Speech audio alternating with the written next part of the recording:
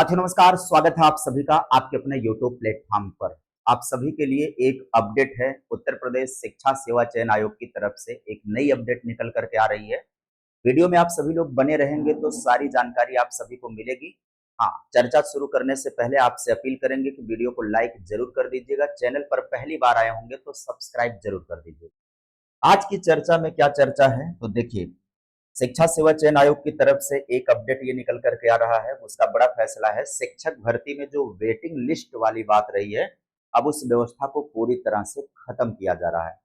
इसका आने वाली भर्तियों पर प्रभाव पड़ेगा, निश्चित तौर पर पड़ेगा। बातें करेंगे, चर्चा करेंगे कि क्या प्रभाव ये आने वाली भर्तियों पर दिखाई पड़ सकता है। सेशन में आप सभी लोग बने रहेंगे। तो चलिए अब बातें कर लिया जाए। इसमें कह रहे हैं कि अशासकीय सहायता प्राप्त यानी एडेड माध्यमिक विद्यालयों और एडेड महाविद्यालयों के लिए नई शिक्षक भर्तियां पहली बार उत्तर प्रदेश शिक्षा सेवा चयन आयोग करवाएगा। इससे पहले कौन करवाता था? इससे पहले ये भर्तियां माध्यमिक के लिए शिक्षक भर्ती परीक्षाएं उत्तर प्रदेश माध्यमिक शिक्षा सेवा चयन बोर्ड करता था। अब एडेड महाविद्यालयों के लिए उस समय एडेड महाविद्यालयों के लिए उत्तर प्रदेश उच्चतर शिक्षा सेवा चयन आयोग करवाता था। मतलब अलग अलग था। बेसिक की वैकेंसी जो होती थी वो किसके तहत होती थी? बेसिक में जो 68,000 की वैकेंसी और 69,000 की वैकेंसी हुई थी, वो जिम्मेदारी पीएनपी को दी गई थी। पीएनपी प्रयागराज यानी कि जो डीएलएड के प्रशिक्षण के लिए बना हुआ निकाय है उसका काम करता है। तो यूपी टेट यानी पात्रता परीक्षा का आयोजन पीएनपी करता था और बेसिक में भर्ती का आयोजन, परीक्षाओं का आयोजन कौन करता था? पीएनपी करता था। इसी पीएनपी के द्वारा 68,000 की वैकेंसी फाइनल करवाई गई थी और इसी के द्वारा 69,000 की वैकेंसी भी फाइनल करवाई गई थी। इनकी परीक्षाएं और पात्रता परीक्षाएं सब इसी की जिम्मेदारी थी। 2011 से कंटिन्यू यही करवा रहा था। और माध्यमिक विद्यालयों में अध्यापकों की भर्ती को लेकर के माध्यमिक शिक्षा सेवा चयन बोर्ड करता था और उच्चतर मन यानी एडेड महाविद्यालयों में भर्ती के लिए उच्चतर शिक्षा सेवा चयन आयोग करवाता था। मतलब अलग अलग लेवल के लिए 3 आयोग बने हुए थे, यानी कि 3 संस्थाएं जिम्मेदार थी। अब सभी संस्थाओं का काम एक संस्था के पास आ गया है। अब क्या होगा?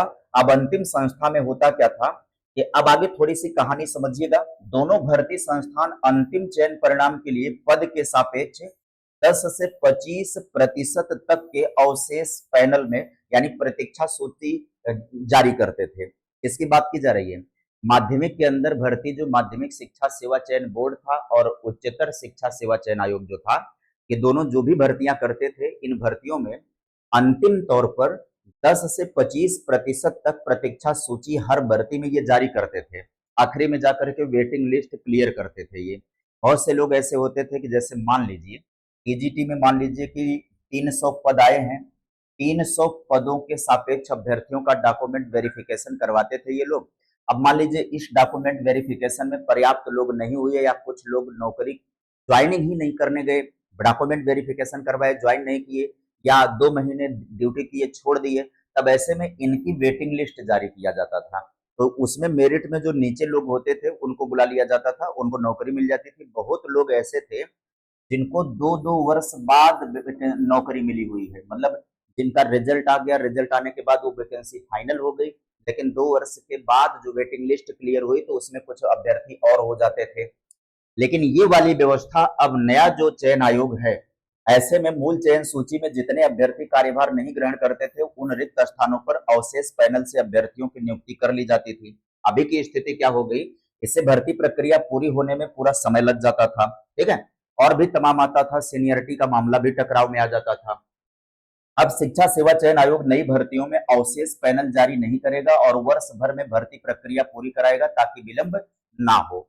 मतलब इनका जो एक्सक्यूज है, इन्होंने जो अपनी सफाई दी है, अपने उसके पीछे तर्क दिया है, इनका मानना ये है कि अगर हम वेट लिस्ट क्लियर करेंगे, वेटिंग लिस्ट को क्लियर करेंगे तो ये हमारी भर्ती प्रक्रिया अटक जाएगी, मतलब लंबी खिंच जाएगी। अभी जितने लोग नियुक्ति पा जाएंगे, जैसे टीजीटी का डॉक्यूमेंट वेरिफिकेशन हो रहा, अंत में चयन के सापेक्ष नियुक्ति दे दी जाएगी।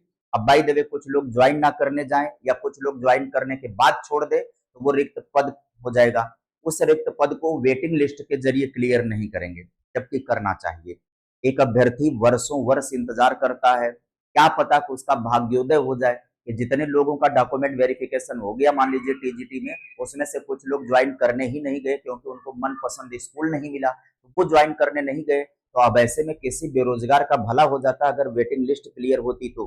अब आयोग का कहना है कि हम वेट लिस्ट क्लियर नहीं करेंगे, इससे भर्ती प्रक्रिया विलंब हो जाती है। इसका मतलब अगर जो लोग ज्वाइन नहीं करेंगे वो पद खाली का खाली रह जाएगा, इसका मतलब उसको अगली भर्ती में कंसीडर करेंगे। वही अभ्यर्थी जो इसमें वेटिंग लिस्ट में क्लियर हो सकता था वो अगली भर्ती में फिर से परीक्षा में बैठेगा, फिर से मेहनत करेगा, फिर से अगर उसका भाग्य साथ दिया तो वो सेलेक्ट हो जाएगा। तो थोड़ा सा तो ये अद्भुत लग रहा है, लेकिन अब आयोग की प्रक्रिया है, आयोग का दलील है कि वर्ष भर में भर्ती प्रक्रिया पूरी करने के बाद अगले वर्ष की भर्ती प्रक्रिया की ओर आयोग बढ़ेगा और पिछली में अगर कोई रिक्त पद रह जाएगा तो उसको अगले में कंसीडर कर लेंगे। इनकी दलील यही है। कुल मिला जुला करके चयन आयोग ने नियमावली की व्यवस्था कर दी है कि अब ये जो है वेटिंग लिस्ट क्लियर नहीं करेंगे। इसी बीच आयोग के एडेड महाविद्यालयों के लिए रिक्तियों का विवरण प्राप्त हो गया है, जिसमें प्राचार्य के 111 हो गए, असिस्टेंट प्रोफेसर के 2107 पद हैं।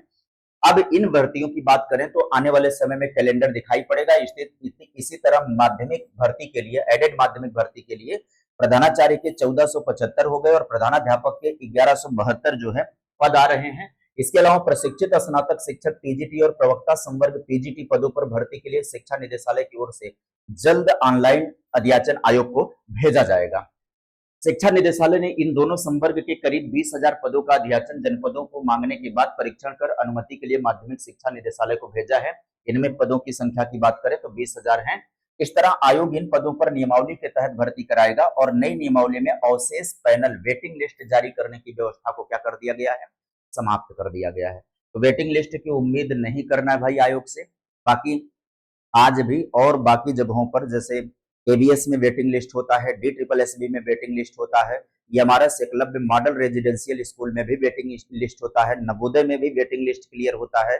इसमें महीना, 4 महीना, 6 महीना लग जाता है वेट लिस्ट क्लियर होने में, लेकिन आयोग का अपने तरह का एक अद्भुत निर्णय है। अब इस अद्भुत निर्णय पर आपकी क्या राय है, क्या विचार है, कमेंट बॉक्स में लिख करके आप लोग जरूर बताइएगा।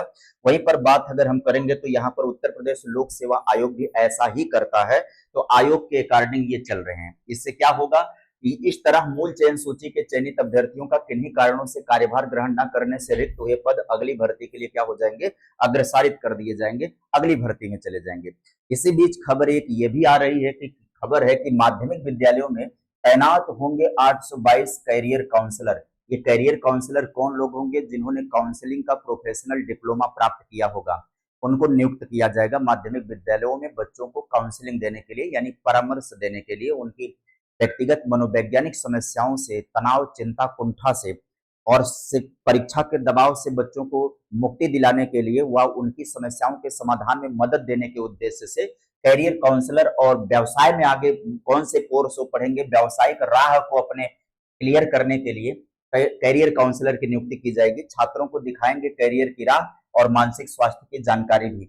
10 माह के लिए तैनाती होगी, 10 माह के लिए तैनाती होगी। माध्यमिक शिक्षा विभाग की ओर से तैनात या 822 काउंसलर अपने अपने ब्लॉक के विद्यालयों में जाकर छात्र छात्राओं के बीच संवाद करेंगे, उनकी शंकाओं का समाधान करेंगे, साथ ही वे कैसे खुद को मानसिक रूप से स्वस्थ रखें इसकी भी जानकारी देंगे। शिक्षा मंत्रालय के प्रोजेक्ट एडवाइजरी बोर्ड यानी पीएबी की बैठक में इसके लिए बजट दिया गया है। इसकी तैनाती 10 महीने के लिए 22 से 25,000 रुपए पर की जाएगी। अभी यह व्यवस्था सीबीएसई के स्कूलों में है, अब धीरे धीरे यूपी बोर्ड के स्कूलों में भी इस व्यवस्था को लागू किया जाएगा, जारी किया जाएगा। तो उम्मीद करेंगे कि आज के इस सेशन की आपको जितने भी अपडेट थी वो अपडेट आप सभी को प्राप्त हो चुकी, मिल चुकी होगी।